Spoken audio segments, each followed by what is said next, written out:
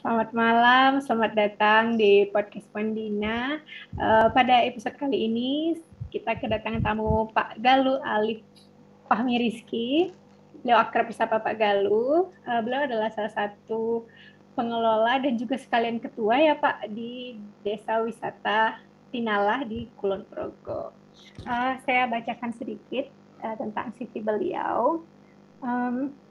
Beliau adalah alumni Universitas Ahmad Dahlan Yogyakarta, menempuh pendidikan S1-nya jurusan pendidikan biologi, lalu melanjutkan pendidikan magister di Universitas Negeri Yogyakarta, jurusan teknologi pembelajaran. Saya sempat stalking istilah Pak Galuh, saya cukup aktif ya Pak di pengembangan teknologi. Jadi nanti kita akan membahas perkembangan teknologi.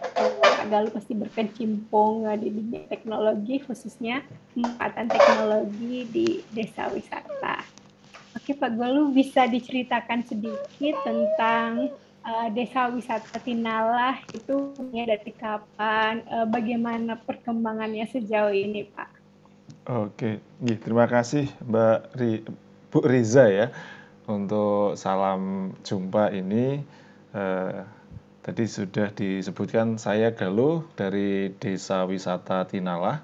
Lokasinya itu berada di Kecamatan Samigaluh, tepatnya di Kelurahan Purwoharjo, Kapanewon Samigaluh, Kabupaten Kulon Progo, di daerah istimewa Yogyakarta. Jadi saat ini Desa Wisata Tinalah mulai selalu aktif di media sosial dan media-media lainnya. Jadi Desa Wisata Tinalah ini bermula perkembangannya adalah dari ide teman-teman yang ada di desa. Jadi saya termasuk junior ini di Desa Wisata itu. Jadi masih ada senior-senior, sekarang sudah ada 3 periode. Ada periode 1, periode 2, periode 3. Saya berkesempatan saat ini menjadi salah satu pengelola yang diamanai sekaligus menjadi ketua di Desa Wisata Tinalah. Jadi Desa Wisata Tinalah ini muncul juga tidak terlepas dari pemeran pemerintah di tahun yang lalu, tahun 2012 itu ada program PNPM pariwisata. Nah itu kami dari rekan-rekan di desa itu mengajukan permohonan berupa proposal untuk pengembangan kawasan desa menjadi suatu kawasan desa wisata. Tetapi sebelum menjadi desa wisata, kita juga sudah mempunyai potensi-potensi dan itu sudah dijadikan suatu kegiatan oleh teman-teman yang berkunjung. Jadi di tempat kami itu pada awalnya adalah tempat yang sudah mempunyai objek. Nah, objek itu ada Gua Seriti namanya. Kemudian ada Bukit Talon Miri dan juga ada situs Rumah Sandi. Nah, itu kegiatan-kegiatan yang sudah dilakukan, hanya saja pada waktu itu belum terorganizer. Jadi hanya sekedar berkunjung saja, hanya sekedar berkunjung ke dusun-dusun. Nah, tetapi dengan adanya desa wisata dari tahun 2013 ini kita petakan semua potensi-potensi, baik potensi dari SDM-nya sendiri, kemudian potensi alam dan budaya yang ada di kawasan desa Purwoharjo. Nah, itu awal mulanya desa wisata Tinalah ini sampai saat ini bisa terus berkarya. Awal mulanya adalah dari adanya peran pemerintah untuk program PNPM pariwisata, dan dari itu kita kembangkan secara berkelanjutan dari paket-paket yang ada di kawasan desa wisata. Awal mulanya kegiatan juga paketnya masih sedikit, paketnya masih berupa camp, berupa kegiatan-kegiatan sederhana, tetapi dari perkembangan itu banyak paket-paket yang muncul, dan itu juga dari ide-ide wisatawan yang datang memberikan masukan-masukan begitu kan. Oh ternyata ada permintaan loh, kegiatan hal kayak gini ada permintaannya. Kemudian kita buat paket-paket selanjutnya. Nah, ada paket campground, ada paket homestay. Nah, itu homestay, kemudian ada paket kuliner, paket jelajah alam, dan berbagai macam paket lainnya seperti untuk komunitas, ada gathering dan lain sebagainya. itu menjadi salah satu kegiatan-kegiatan yang ada di desa wisata. Nah, itu kurang lebihnya awal mula bagaimana desa wisata itu terbentuk, dan kita mungkin salah satu desa wisata yang tidak menggunakan nama desanya. Karena desa kita itu namanya Purwoharjo. Mungkin banyak desa wisata itu menggunakan nama desanya.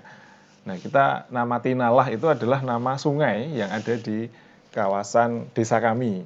Nah, itu menjadi ikon di tempat kami karena nama sungai Tinalah itu juga sudah familiar di sekitar kawasan ya, sekitar kawasan kecamatan sekitar maupun di kabupaten kita sendiri di Kulon Progo ataupun yang berdekatan. Nah, itu menjadi ikon yang menarik ketika nama Tinalah itu digunakan.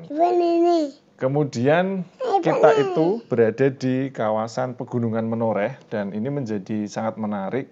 Kami diberikan anugerah suatu alam berupa pegunungan, perbukitan, dan juga sungai itu sendiri, daerah aliran Sungai Tinalah. Dan menurut identifikasi, penelitian dan lain sebagainya, kita itu berada di kawasan Gunung Api Menoreh Purba. Jadi itu kesempatan kami diberikan alam yang begitu luar biasa. Jadi ada potensi sungai, ada potensi perbukitan, ada goa, kemudian ada puncak di pegunungan.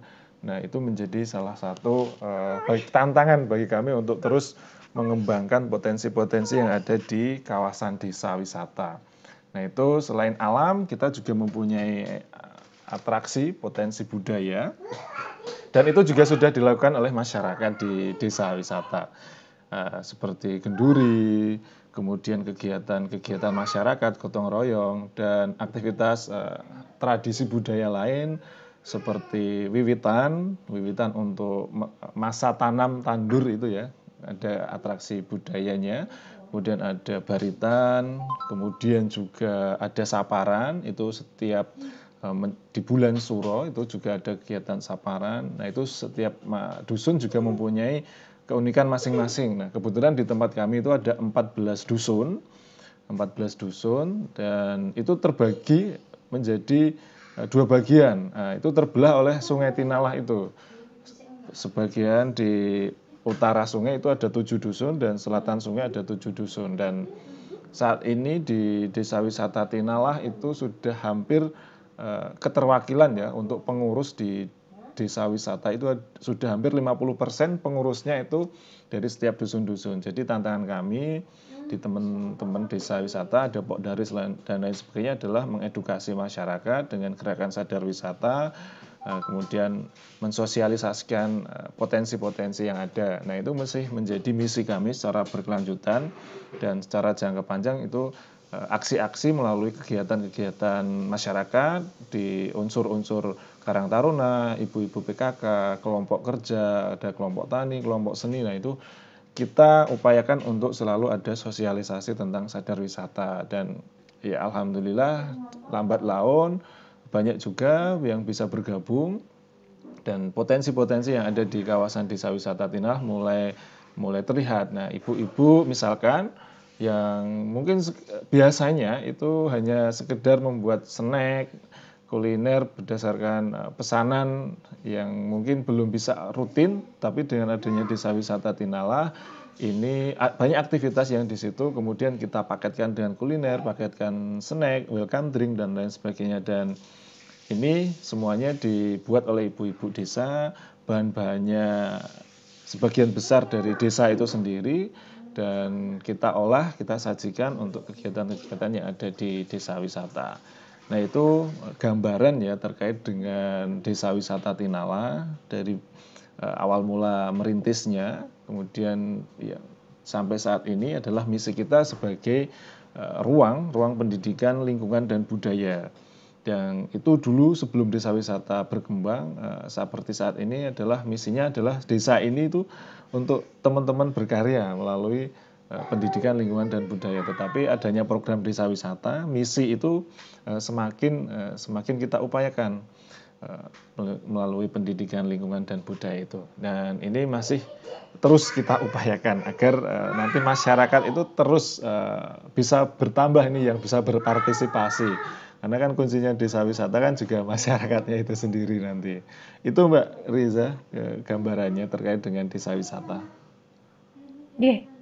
Terima kasih Pak Galuh.